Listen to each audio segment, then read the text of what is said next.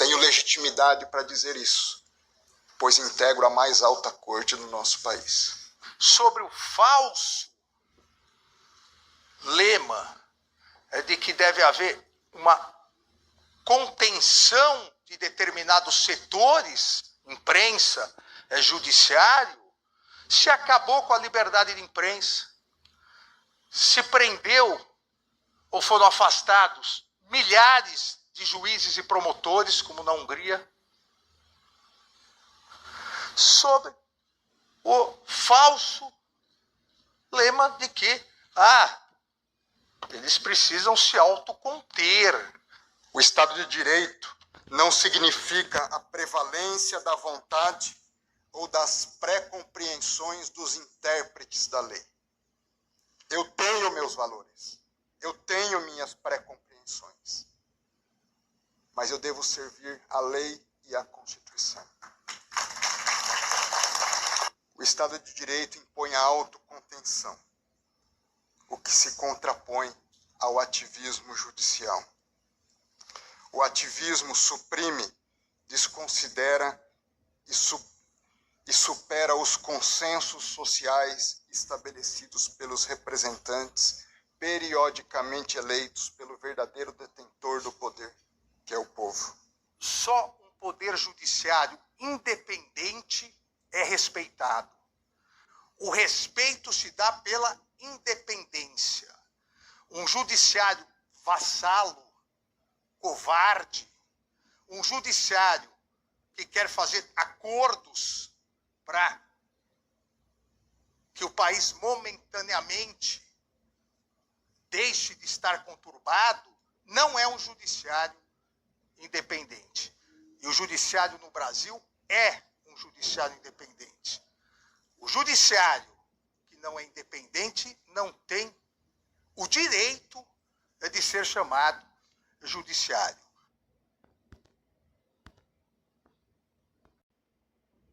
Obrigado a Natália, Andresa, obrigado pela oportunidade. Eu aqui fico contente, repito sempre, porque verdades são importantes a gente repetir. Eu dou parabéns ao Metrópolis, não por ouvir um lado, mas por ouvir todos os lados. Quem é a favor, quem é contra, quem não é nada. Eu acho que isso é jornalismo, na minha opinião. E vocês estão fazendo isso. Eu deixo aqui registrado meus parabéns.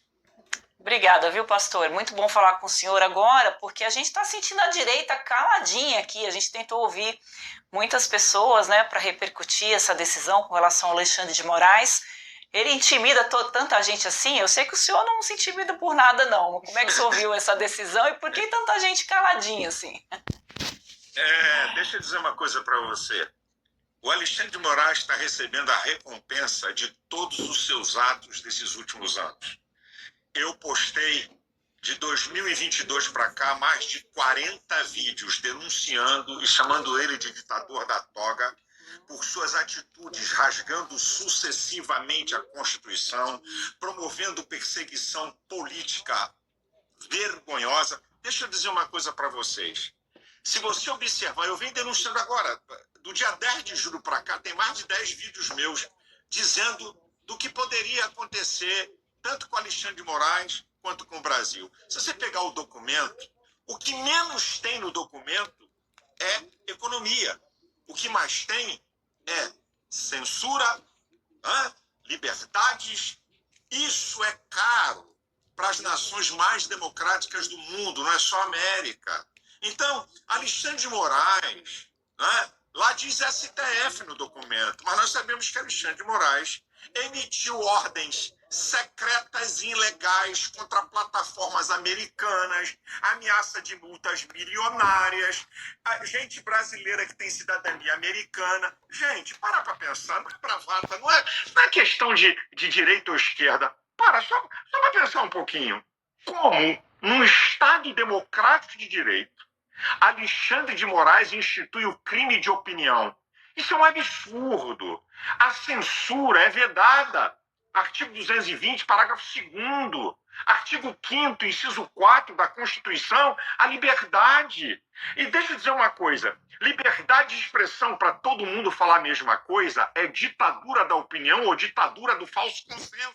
Então, Alexandre de Moraes estabelece censura, promove perseguição política de um inquérito que é uma farsa de pseudo-golpe, mantém a delação do coronel Cid, que tinha que ser cancelada, porque ele quebrou o acordo de delação que diz a lei, e ele manteve porque a denúncia do procurador-geral está sustentada nessa falácia dessa delação que foi mudada. Então, essa lei que vem contra ele, que não é uma coisinha fácil, e que não é uma brincadeirinha, é o princípio. Se você vê a fala do Rubio, isso aqui é o começo. Gente, eu não quero sanção nem para Alexandre de Moraes, nem para o Brasil, nem para ninguém. Mas eu fiz um vídeo agora que eu postei, ao invés de ficar com bravata e com narrativa política, qual é a solução? Vamos lá, a solução é, número 1, acabe com esse inquérito que é uma farsa. Número 2, uma anistia ampla e total, que é a atribuição do Congresso Nacional, artigo 48, inciso 8 da Constituição, concessão da anistia. Lembrando que o Brasil fez anistia de 1961 a 1979, sabe para quem? Para guerrilheiros assassinos, assaltantes de banco, sequestrador de embaixador, gente que queria dar golpe real e transformar isso aqui numa nação comunista. Teve uma anistia total, que é concessão. Se fizer isso, se acabar com essa farsa de perseguição política e de um inquérito sem pé e sem cabeça de golpe, se der uma anistia ampla e geral, eu tenho certeza que o presidente americano suspende essa lei violenta contra Alexandre de Moraes, acaba com sanções econômicas. Aí tem um outro lado da moeda. Qual é a segunda parte dessa história? Lula tem se aliado com nações anti-mundo ocidental, Irã, China e Rússia. Manda ele parar de falar bobagem, bravata, e ele está querendo arrumar um bode expiatório externo para justificar a incompetência do seu governo. E a China já avisou, saiu aí, se eu não estou enganado, no Metrópolis. Nós não vamos comprar mercadoria excedente da América não, porque eles já estão com problemas lá. Então vamos botar o pé no chão e juízo, acabar com bravata à la Venezuela, de um nacionalismo fajuta que não passa de um negacionismo. Vamos acabar com esse inquérito, vamos dar anistia que o problema vai ser resolvido. O resto, blá, blá, blá, blá, blá, blá, blá, blá, blá, que nós vamos ficar aqui. Pastor, o senhor colocou que essa é uma das medidas que podem vir. Essas medidas que estão sendo ali estimuladas, digamos assim, né, pelo Eduardo Bolsonaro, pelo Paulo Figueiredo, né, e outras pessoas que a gente não conhece, elas não são medidas contra o país e que outras medidas podem vir, além dessa, que já é uma medida bastante dura, né? Andressa, com todo respeito, você faz um papel importante de perguntar. Tem jornalista que pergunta e quer dar resposta. Isso é um negócio sério para mim. Você apenas faz uma pergunta e deixa a gente responder. E é isso aí. Deixa eu te falar. Você acha que Paulo Figueiredo, e de que Eduardo tem poder sobre o presidente americano? Hipótese alguma. O americano não julga através de narrativa, de falácia. O americano é outra dimensão. Aqui no Brasil, a política é cheia de narrativas. Então, narrativa daqui, narrativa dali. O americano trabalha com documentação e fatos. Então, o presidente... Eduardo, sim, o que é que você está falando? Estão perseguindo seu pai? Paulo Figueiredo, como é que é? Estão fazendo censura? Não. Você tem que lembrar... retaliações a plataformas americanas, de ordens de censura secretas e ilegais, que ninguém quer tocar nisso, que ninguém quer falar nisso. Então, com muito respeito, o trabalho do Eduardo, o trabalho do Paulo Figueiredo, agora vim me dizer que são eles os responsáveis, hipótese alguma. Os responsáveis por isso são as ações do senhor Alexandre de Moraes, respaldado pelo Supremo Tribunal Federal, e as ações populistas de narrativas imbecis de Lula para esconder o fiasco do seu governo.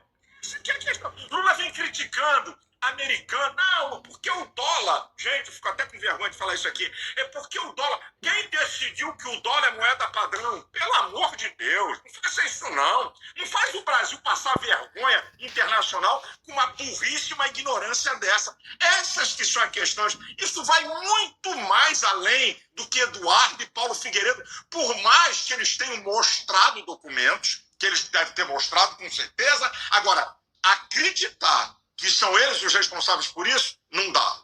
É documento, é prova para o americano tomar uma atitude dessa. Que outras medidas poderiam vir caso essa listinha que o senhor colocou não seja atendida, né? Para quem chegou agora, o pastor disse anistia, né? Para o Bolsonaro. Anistia, acabar com esse inquérito. Não sei o que falei, não.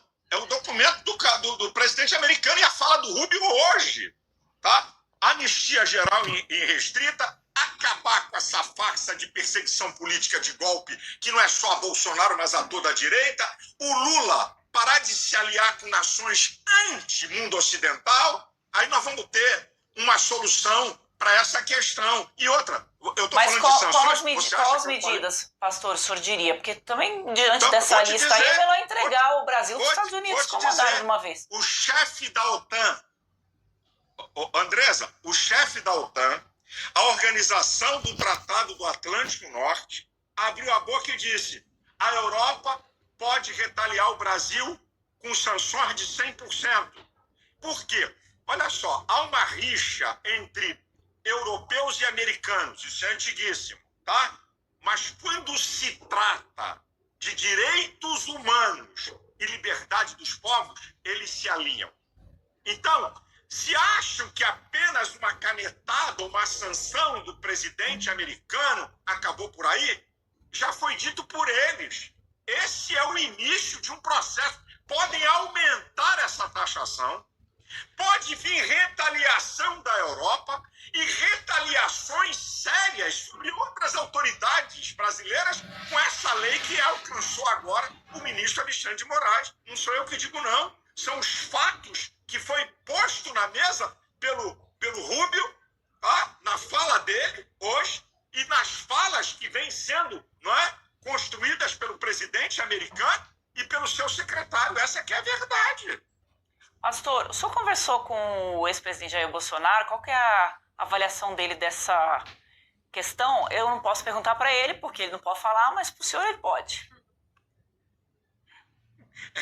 Deixa eu te falar. Eu não falo com o Bolsonaro, deve ter uns 4 ou 5 dias. Por aí que eu não devo falar. É por aí que eu não falo com ele. Tá muito soluço, sabe? E tosse, então ele estava esses dias com muita dificuldade para falar. Mas o presidente, o que ele vê, o Andresa e a Natália, para pensar.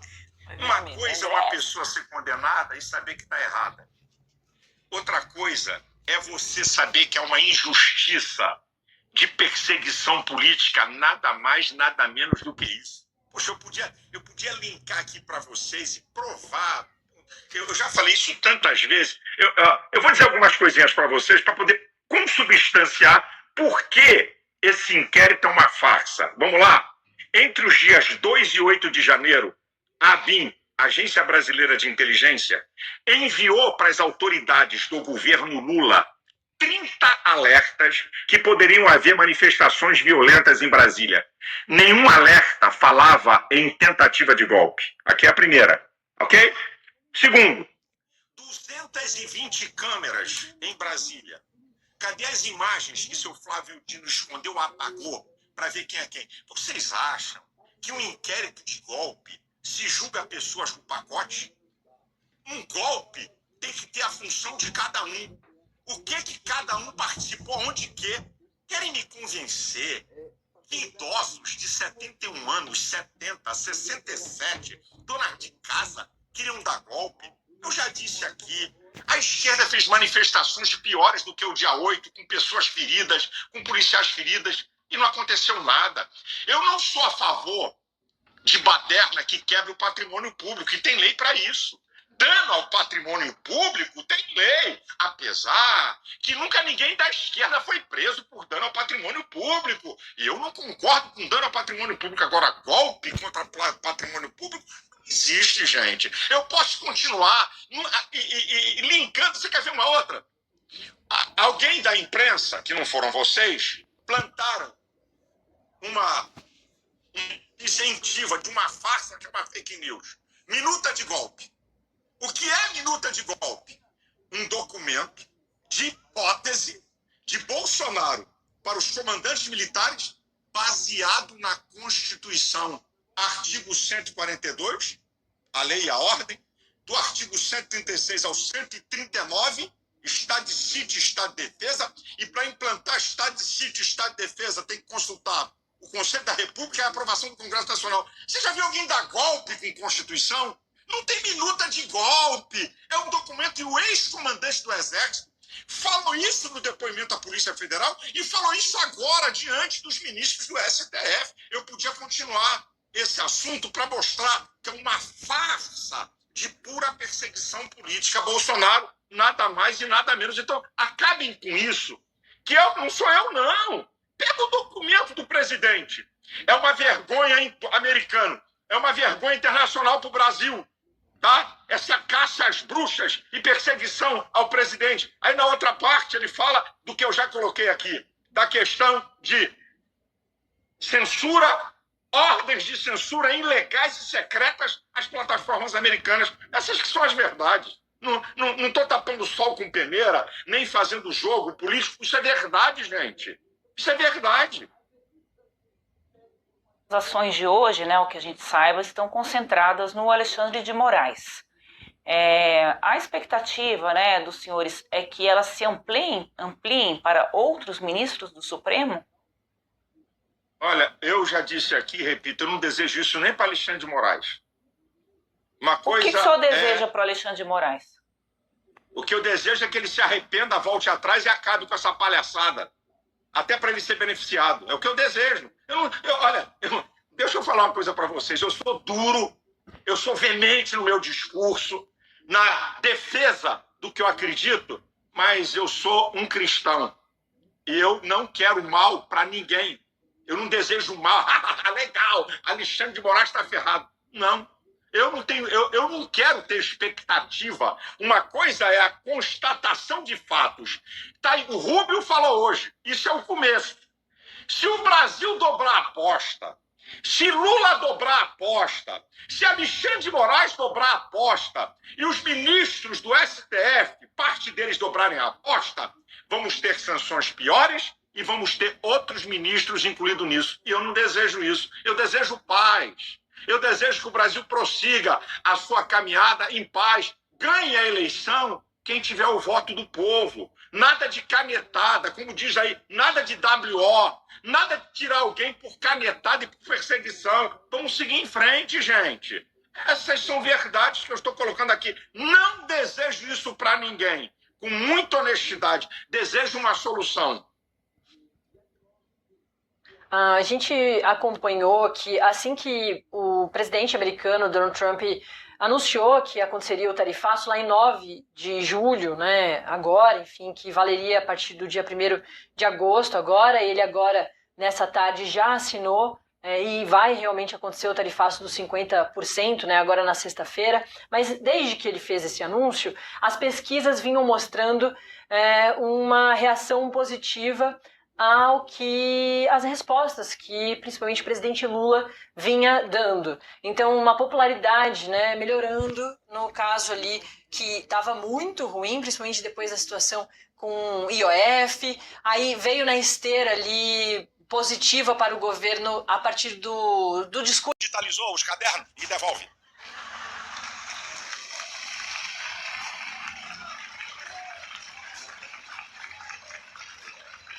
Será que pode ter alguma questão teológica de que eu queira dar um golpe? Bem, talvez sirva para alguém da Polícia Federal aceitar Cristo.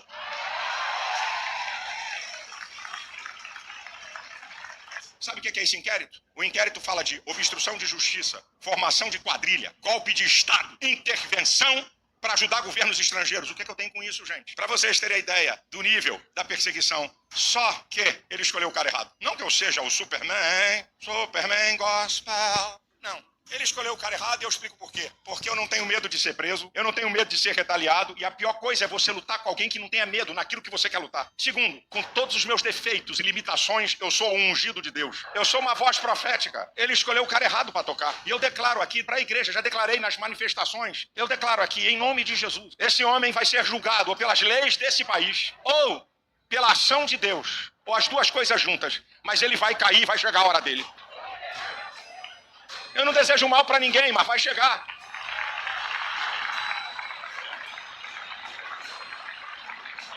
Pare para pensar. Há poucos anos atrás, não mais do que 5, ninguém tinha medo de falar em redes sociais. Ninguém tinha medo de postar nada. Como é que as pessoas estão com medo hoje? Por que o medo? Essa é a maior prova de que o Estado democrático no Brasil está em perigo. Irmãos, todas as perseguições políticas terminam na religiosa. Hitler, o comunismo da União Soviética, da Coreia, de Cuba e de China atualmente, e as ditaduras do mundo. O final é perseguição religiosa. Podem mudar, podem falar o que quiser. Eu não vou parar. Eu não vou me calar e eu vou continuar a minha marcha naquilo que Deus me chamou para fazer. Eu só peço, me cubra com a sua oração, porque eu não estou defendendo o meu pirão, eu não estou defendendo alguma coisa minha, eu não sou candidato a nada, eu estou defendendo a liberdade do povo brasileiro, eu estou defendendo que se cumpra a Constituição, que temos uma nação livre e de paz, sem perseguição política e sem maldade. Ministro Barroso, um dos maiores esquemas de corrupção da história do mundo, que a Lava Jato mostrou dos governos Lula e Dilma. Ministro Gilmar Mendes, governo de ladrões. Ministro Fux, roubalheira. Ministro Alexandre de Moraes, na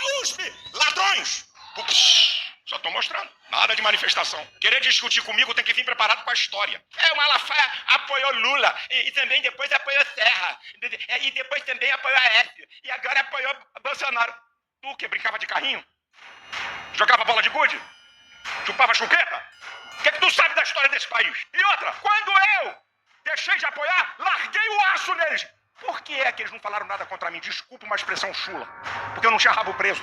Porque se eu tivesse, assim, cala a boca aí, ô pastorzinho. Nós te compramos, te damos grana. O que é que eles falaram contra mim? Nada. Eu não devia nada a eles. Então eu tinha moral pra falar. Aí começa uma guerra política das mais violentas. Eu tô observando todo o jogo e começo a me posicionar. E aí eu começo a denunciar um ministro que se levanta cometendo as maiores arbitrariedades, rasgando sucessivamente a Constituição, mais de 50 vídeos. Todas as manifestações, eu não xingo o ministro, porque se eu caluniar, difamar, injuriar, vai ter processo contra mim. Todas as vezes que eu falo do ministro, eu cito a Constituição, que é a lei maior, que ele foi feito para zelar, e aponto os seus erros. E eu sabia que uma hora a conta ia chegar. E aí, apreendem o telefone de Bolsonaro. E tem conversas minhas lá. Só tem uma coisa boa disso. É que mostra que eu não sou bolsominion. É que mostra que eu não sou um puxa-saco. É que mostra que eu sou um cara independente, critico quando tem que criticar, elogio quando tem que elogiar, meu papel profético. E outra, vou até dizer aqui pra imprensa que tá aqui, eu troco de celular, porque é o 12, depois é o 13, depois é o 15, então troca de celular. Mas, irmãos, o meu celular da época da campanha de prefeito de São Paulo tem mais ou menos, eu vou botar por menos, uns 20 áudios que eu mandei para Bolsonaro, para Michele e para os filhos dele, largando o aço por não se posicionarem firmemente e deram apoio mascarado a Pablo Marçal. Eu botei para ferver em cima deles. E por quê? Me respeitam! Me respeitam! Porque eu sou íntegro, eu sou honesto e falo a verdade.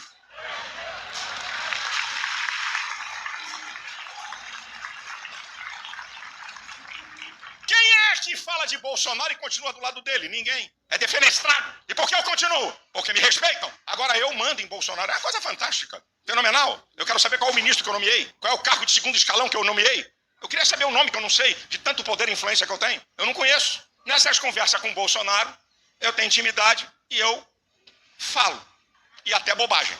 Aí os irmãos santos dos santos, que não se incomodam com pedofilia, que não se incomodam com assassinatos, que não se incomodam com corrupção, pastor Malafaia, esse não é um jeito de um pastor falar. Vai cuidar da tua vida.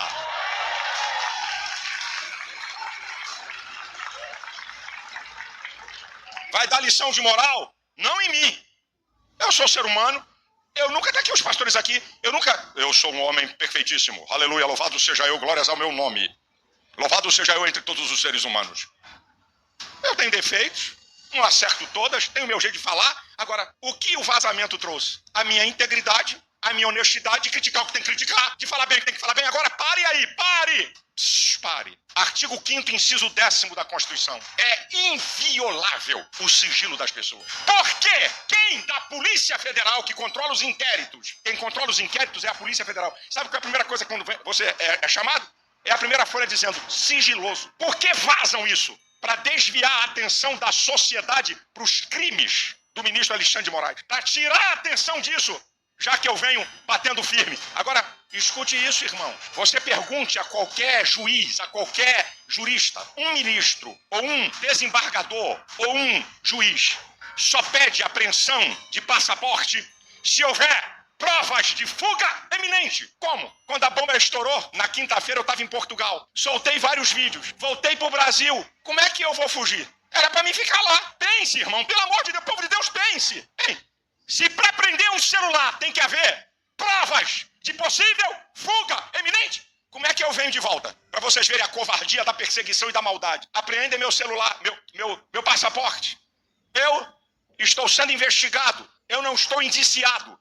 Como é que prendem um passaporte de um líder religioso respeitado? Como é que se faz isso? Ao arrepio da lei e da norma. Aí, um delegado muito gentil, um cara muito educado, no aeroporto internacional do Galeão, disse: tivemos que abrir as malas. Pastor Alexandre com a esposa, que eles sabiam quem estava no mesmo grupo de voo, botou todo mundo junto, abriu todo mundo mala para ver se alguma coisa minha, alguma mala. Aí pegou meus cadernos, meus famosos cadernos. Eu não gosto de laptop, eu não gosto de tecnologia. E a neurociência me ajuda. Movimenta o cérebro quando você escreve. Tudo meu é no caderno. Eu devo ter uns 15 a 20 cadernos.